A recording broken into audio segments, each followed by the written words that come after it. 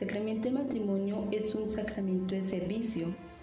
En la Sagrada Escritura encontramos desde el principio la creación del hombre y la mujer y culmina en Apocalipsis con las bodas del Cordero. El hombre es llamado por Dios a la vocación del matrimonio. Es un amor mutuo que se refleja entre ellos y así se manifiesta el amor de Dios hacia la criatura, hacia el hombre. El hombre y la mujer es hecho el uno para el otro. Por eso dijo Dios, no está bien que el hombre esté solo. Y Adán dijo, esta sí es carne de mi carne. Desde antiguo Dios fue preparando cómo se debe de vivir el matrimonio, que es una unidad, que es indisoluble y que su fin es la procreación y la educación de los hijos en la fe. También encontramos en las bodas de Caná el primer milagro de Jesús, donde se muestra que el matrimonio siempre debe estar como centro Jesús. Colocamos también que la iglesia es una iglesia doméstica y esto se ve en el matrimonio, porque Jesús nació en una familia, un matrimonio donde José y María eran esposos y de ahí nace y se vive. La iglesia doméstica, basada en el matrimonio, donde los padres y los hijos se deben de llevar una continua oración, unas prácticas de fe, donde se lleve y se motive el amor al uno hacia el otro, así como Dios tiene el amor por los demás, por nosotros sus hijos. El matrimonio también es una manera de amor, de manifestación de la alianza que hay Jesús con la iglesia. Jesús desde el principio nos habló lo importante que es el matrimonio. Por eso decía que ya no son dos, sino una sola carne, una unidad completa. El matrimonio también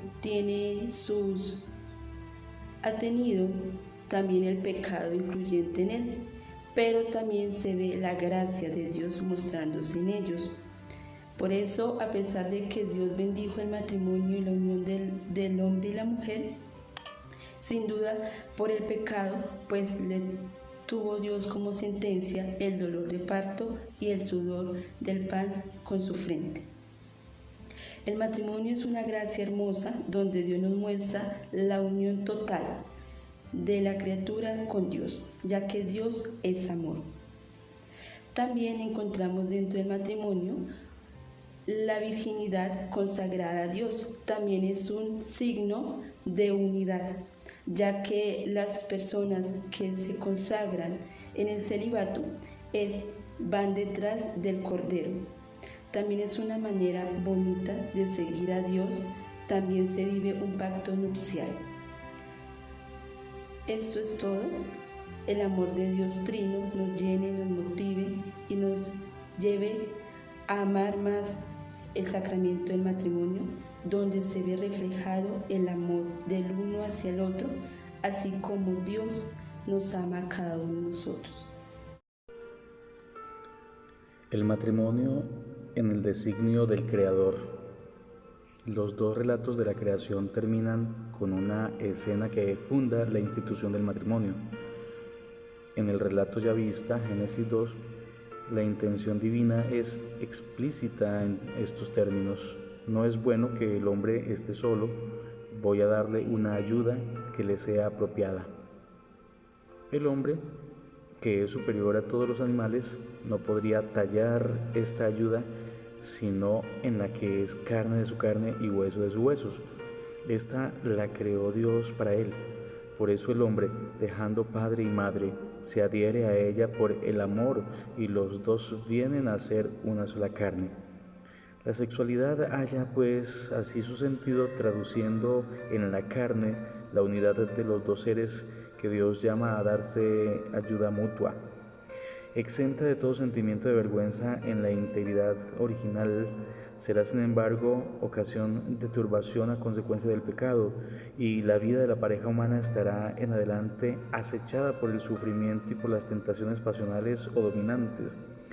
Pero a pesar de esto, la fecundidad de la madre de los vivientes será para ella un beneficio permanente. El relato sacerdotal está menos cargado de elementos dramáticos. La fecundidad aparece aquí como el fin mismo de la sexualidad, que es cosa excelente como toda la creación. Así se afirma el ideal divino de la institución matrimonial antes del que el pecado haya corrompido al género humano. El matrimonio en el pueblo de Dios. Cuando Dios emprende la educación de su pueblo, dándole su ley, la institución matrimonial no está ya al nivel de este ideal primitivo. Así, en la práctica, la ley adapta parcialmente sus exigencias a la dureza de los corazones. La fecundidad se considera como el valor primordial al que está subordinado todo lo demás. Pero una vez asegurado este punto, la institución conserva la huella de las costumbres ancestrales muy alejadas del matrimonio prototipo del Génesis 1 y 2. Amor conyugal y coerción social. Los textos antiguos están fuertemente marcados por una mentalidad en la que el bien de la comunidad se antepone al de los individuos, al que impone sus leyes y sus exigencias. Los padres casan a sus hijos sin consultarlo. Al grupo excluye ciertos matrimonios en el interior de la parentela o en el exterior de la nación. Ciertamente, uniones son regidas por las necesidades de perpetuar la raza, como la de la viuda sin hijos con su pariente más próximo. A pesar de todo, bajo estas apariencias de coerción, la espontaneidad del amor sigue muy activa. A veces el corazón se armoniza con una unión impuesta. A veces un hombre y una mujer porque ellos se han escogido, en ciertos casos contra la voluntad de los padres. Se hallan entonces hogares unidos con un amor profundo, fidelidades que duran libremente más allá de la muerte. A pesar de la dote pagada, la familia de la mujer y el título de dueño o de propietario que lleva el marido, la mujer no es sencillamente una mercancía que se compra y se vende. Se muestra capaz de asumir responsabilidades y puede contribuir activamente a la reputación de su marido. El amor de dos consortes libres en un diálogo apasionado que se sustrae a la coerción es lo que presenta el Cantar de los Cantares. Aunque sea alegórico y se refiera al amor de Dios y de su pueblo, el libro habla de él con las palabras y los términos que eran de su tiempo los del amor humano. También podemos ver el tema de la poligamia y la monogamia. El ideal de la fecundidad y la preocupación por tener una familia poderosa hacen desear hijos numerosos, lo que conduce naturalmente a la poligamia. El autor yavista, cuyo ideal era monogámico, la estigmatiza atribuyendo su origen a una iniciativa del bárbaro Lamec. Sin embargo, a todo lo largo de la Biblia se encuentra el uso de tener dos esposas o de tomar concubinas y mujeres esclavas. Los reyes contraen gran número de uniones por amor o por interés político. Así aparecen grandes harenes en los que el verdadero amor es imposible. Pero el efecto exclusivo no es tampoco raro. Desde Isaac y José hasta Judith y los dos Tobías, pasando por Ezequiel y Job, los sapienciales evocan los goces y las dificultades de los hogares monógamos. Y el Cantar de los Cantares, el amor de los dos esposos es evidentemente exclusivo. Todo esto denota una evolución real en las costumbres. En la época del Nuevo Testamento, la monogamia será la regla corriente de los matrimonios judíos. También podemos ver una estabilidad del matrimonio y fidelidad de los esposos. La misma preocupación de tener descendencia pudo también introducir la práctica del repudio por causa de esterilidad, pero la poligamia permitía resolver esta dificultad. La ley, reglamentando la práctica del divorcio, no precisa qué tara puede permitir al hombre repudiar a su mujer. Sin embargo, después del exilio cantan los labios la fidelidad con la esposa de la juventud y hacen el elogio de la estabilidad conyugal, relacionando el pacto matrimonial con la alianza de Yahvé y de Israel. Afirma Malaquías que Dios odia el repudio. No obstante, encaminarse hacia un ideal más estricto, el judaísmo contemporáneo del Nuevo Testamento admitirá todavía la posibilidad del divorcio y los doctores discutirán sobre las causas que pueden legitimarlo. Por lo que se refiere a la fidelidad conyugal, la costumbre, sancionada luego por la ley escrita, castigada con la muerte a toda mujer adúltera, así como a su cómplice. Pero esta prohibición del adulterio miraba en primer lugar a hacer respetar los derechos del marido, pues nada prohibía formalmente al hombre las relaciones con mujeres libres o prostitutas. La práctica de la poligamia comportaba más fácilmente tales tolerancias, pero así como se tiende a la monogamia, también se produce un progreso en este punto. También el adulterio se prohíbe al hombre.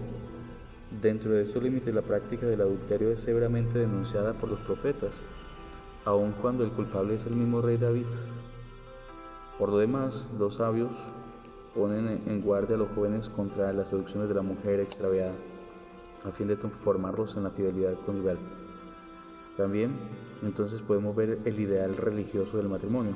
Aun cuando el matrimonio es ante todo cuestión de derecho civil y los textos antiguos no hacen alusión a un ritual religioso, el israelita sabe muy bien que Dios le guía en la elección de esposa y que Dios asume en nombre de la alianza los preceptos que regulan el matrimonio.